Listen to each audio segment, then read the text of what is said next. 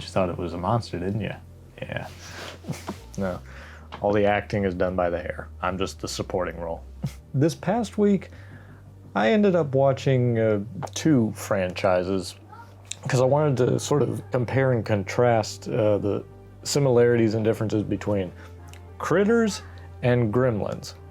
Critters pretty much, I think, wouldn't have happened without Gremlins, the film, but Critters was written before Gremlins, as was stated by the writer and director.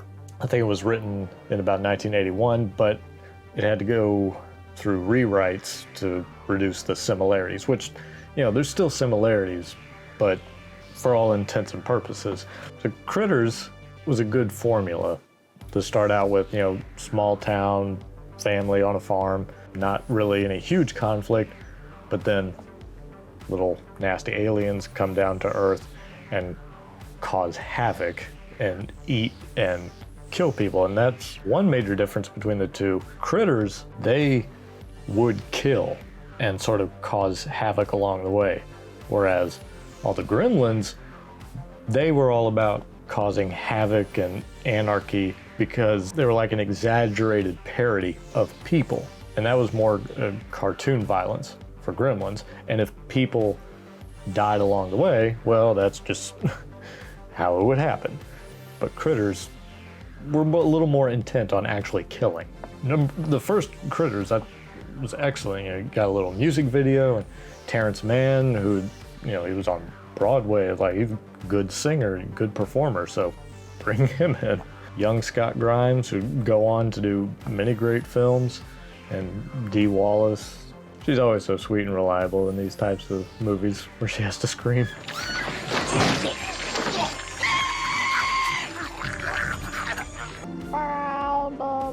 And Critters 2, even though I saw these when I was a kid, I could tell even then, I was like, this is a little more cheesy and campy, you know, the second time around. But I guess that's just how sequels were in the 80s, and it was fine. I thought it worked, but there were, you know, cool effects, and it's kind of like the other franchises, like, okay, what can we do that's new and different for this one?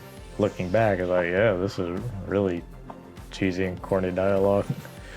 But now I recognize even more actors that had gone on to do more shows and movies since then. In Critters 3, yes, it's Leonardo DiCaprio's first role as a kid, and he played it fine, but then at the time, I was like, am I supposed to know who Leonardo DiCaprio was back then? No. But the third one sort of ended up being more, I guess, kid-friendly, but it wasn't all that violent, and there were more things for kids to relate to in that, and it was a little more toned down and safe. And Don Opper, who played Charlie, starting out in the first one being an alcoholic, and then sort of rising to the occasion to be a bounty hunter in the second one. By the third one, he was kind of brought in as the Deus Ex Machina type, I thought at the time, but then learning later on, the third and fourth films were filmed simultaneously. But the fourth one, which I only watched, I think, once as a kid, and tuned a lot of it out because I didn't remember quite a bit of it. And now looking back, it's like, yeah, this is really dark in tone, not so much for the monsters, but just for the people, and some of the best character development out of all the movies, especially for Charlie. It's like now he's been in space for so long, and his character finally has to come to terms with and adjust to the fact that, you know, he's kind of all alone. And so he actually has to mature quite quickly in this film, which is great. And now, looking back on it, it's like, oh, now I know who Brad Dourif is, and he's in that. Now I know who Angela Bassett is, and she's in that. And they were great. It's like they were the strongest actors in that, apart from Terrence Mann, who came back towards the end. And it's like, yeah, looking back at that moment between Ugg and Charlie, it's like, ooh, that is tough. It's kind of sad. Again, good character development for it. The writing of the dialogue, it is what it is. And the production quality for all 4 films is like, well, they're mostly puppets, and it could be bigger budget, but, you know, it was what it was, and they made the puppets work. The first one, It was great for everything being very much in the dark, so you can cheat and sort of get away with any wires or anything that might be showing, which makes sense from a technical standpoint. And as technology progresses, you can do more and more things. Same with Gremlins. They went with animatronics because I guess puppets didn't work, or animals that had to wear the stuff just kept getting too frightened. And okay, the animatronic or puppet workshop, I could understand that they were quite frustrated a lot with Spielberg constantly changing his mind on how he wanted certain things to look. And it was the right decision. I get that. It's like, during production you have to keep changing things. It seems like the last minute. It's like, yeah, that can get a little frustrating. Gremlins starts out, small town. I didn't realize until recently, rewatching it again, that the town, the backdrop is the same set for Back to the Future. I was like, oh yeah, that's cool. The characters in Gremlins, it was like, it was kind of hard to care about them as much. They set up a good, relationship, so you sort of sympathize in the beginning, just like Critters did. But I think Critters sympathized a little more because they were in even more danger. Gremlins, you could just run away and let them have the town to run amok in. Yeah, even for the longest time, I didn't know, because I didn't watch the credits as a kid, I didn't know that the first bad gremlin was called Stripe. Because that one looked more like a mohawk than the second one, which the one in the second was called Mohawk, which I grew up calling it Spike, just because when they transform and the little sound effect comes out with his spikes going ching, I was like, it would make sense to call him Spike.